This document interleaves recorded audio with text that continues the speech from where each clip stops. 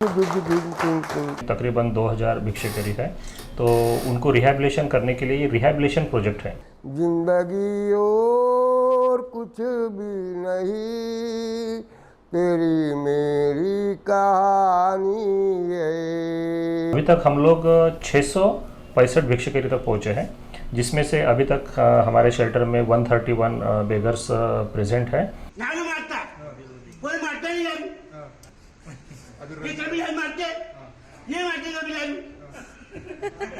नागपुर में एनएमसी और सह्याद्री फाउंडेशन मिलकर पिछले 2 सालों से बेगर्स रिहैबिलिटेशन प्रोजेक्ट चला रहे हैं, जिसमें सैकड़ों बेगर्स को जॉब लगाया जा चुका है। सैकड़ों को अपने परिवार वालों के साथ वापस मिलवाया जा चुका है। उनका मेकओवर होता है, हेल्थ ट्रीटमेंट होता है, डी एडिक्शन कैंपेन्स होते हैं, स्किल डेवलपमेंट सिखाया जाता है, योगा करवाया जाता है और तो और आधार कार्ड से लेकर सारे गवर्नमेंट डॉक्यूमेंट्स भी रेडी करवाए जाते हैं। हाय, I'm अवनी आर्या और आप देख रहे हैं नागपुर टुडे। इस शेल्टर होम का नाम है आस्था शेल्टर होम। ये घाट रोड पे लोकेटेड है और फिलहाल यहाँ 665 बेगर्स करंटली रजिस्टर्ड है। Ministry of social justice and empowerment से ये फंडेड है।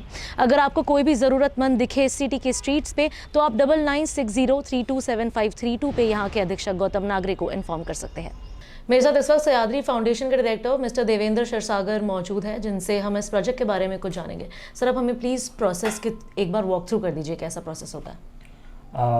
ये प्रोजेक्ट जो है अप्रैल 2022 से स्टार्ट किया है। मिनिस्ट्री ऑफ सोशल जस्टिस ने ऑल ओवर इंडिया में 10 शहर भिक्षुकरी मुक्त करने के लिए पायलट प्रोजेक्ट करके सिलेक्ट किया है, जिसमें अपना नागपुर शहर को सिलेक्ट किया है और नागपुर में इसका जिम्मेदारी नागपुर महानगर पालिका को दिया है और हम लोग सह्याद्री फाउंडेशन जो कि इम्प्लीमेंटिंग एजेंसी है इस प्रोजेक्ट के लिए। और अभी तक ये प्रोजेक्ट जो नागपुर शहर में जो सर्वे हुआ था, जिसमें तकरीबन 2000 भिक्षुकरी है, तो उनको रिहैबिलिटेशन करने के लिए ये रिहैबिलिटेशन प्रोजेक्ट है। तो इसमें हम लोग जो अप्रोच ड्यूरेशन हमने जो स्किल ट्रेनिंग्स है, उसके स्किल ट्रेनिंग के आवर्स है, वो सब मिला के नियर अबाउट 6 महीने का हमने एक व्यक्ति को रिहैबिलिटेशन का कालावधि अपने एक तरफ से स्टडी करके सेट किया है और जिसके अंतर्गत हम लोग 18+ जो भिक्षुकरी है उनके लिए ये शेल्टर ओपन किया है महानगर पालिका ने।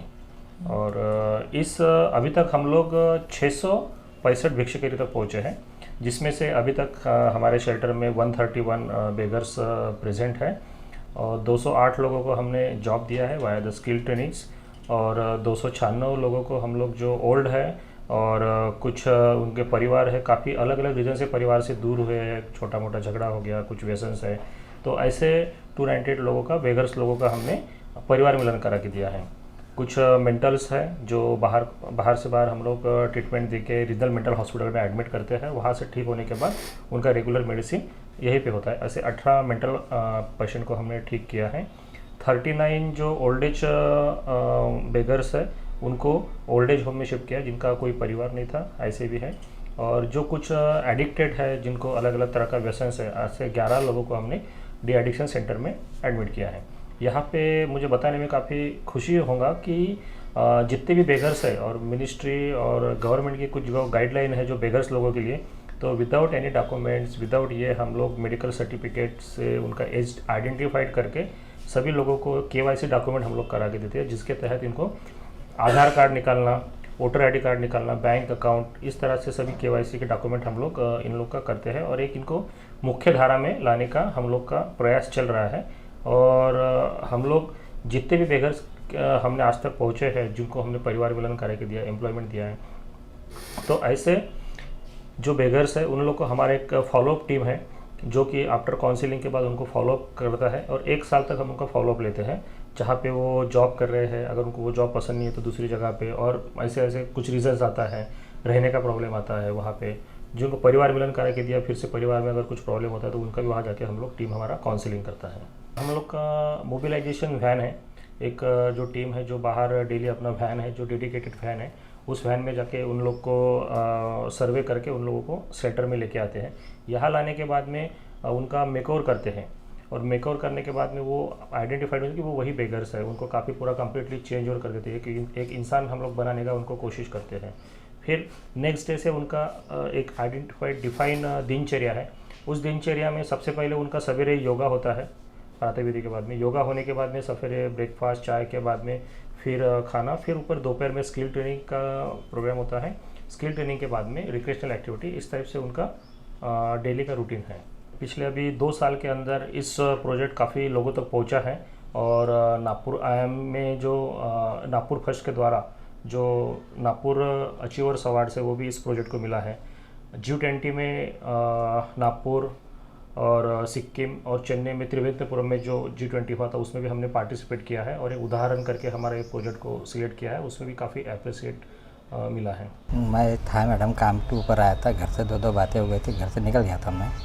तो वह आने के बाद में मैं काम से नाश्ता लेने के आके खड़ा था, तो उतने में सर आए तो उन्होंने पकड़ के लेके आए यहाँ पे। यहाँ लाने के बाद में फिर दाढ़ी उड़ी बना दिए, बाल उल बना दिए और गणेश जी मूर्ति बनाने के लिए बताते, वो कुछ सिलाई मशीन सिखाते हैं यहाँ पे। नाश्ता मिलता है, सवेरे चाय पानी मिलता है और सो के उठने के बाद में मुंह हाथ धोने के बाद में योगा होता है। योगा होने के बाद में वो बताते हैं गणेश जी कैसे बनाया जाता है, वो सिखाते हैं। फिर दोपहर में खाना वाना मिलता है, 12 बजे के अंदर में खाना वाना खा के थोड़ा रेस्ट लेते हैं। फिर बाद में और बताते, वो आने के बाद में सिलाई कैसे सिलाया जाता है उसके बारे में बताते हैं। तो आप कब से यहाँ पे? यहाँ अभी मेरे को तो 4 महीने हो गए मैडम। 4 महीने हो गए। हाँ। अच्छा, तो आपको कहाँ पे ढूंढा गया था, कैसे हुआ आपका वो सब? मैं मैडम मेडिकल चौक से आ रहा था नाश्ता लेके, तो उतने में खड़ा था, मैं एक दोस्त के साथ बात करते थे, तब उन्होंने लेके आ गए।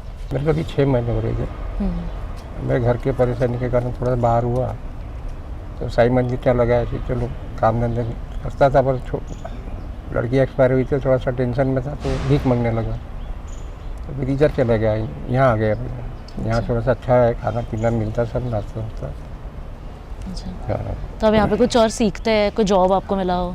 जॉब मिला था, थोड़ा सा तकलीफ थी पैर में, तो उसके कारण थोड़ा सा फिर आ गया मैं इधर ही। यहाँ भी सब रूट की योगा होता है और कुछ जैसा सिलाई मशीन है, सिलाई मशीन का भी वैसे काम मेरे को आता है, पर अभी फिलहाल आँख के कारण नहीं जमती मुझे। अच्छा, तो आप अभी यहीं पे रहेंगे, आपको ये अच्छी लगती है जगह? अच्छा, मैं पेशे से इलेक्ट्रिशियन हूँ।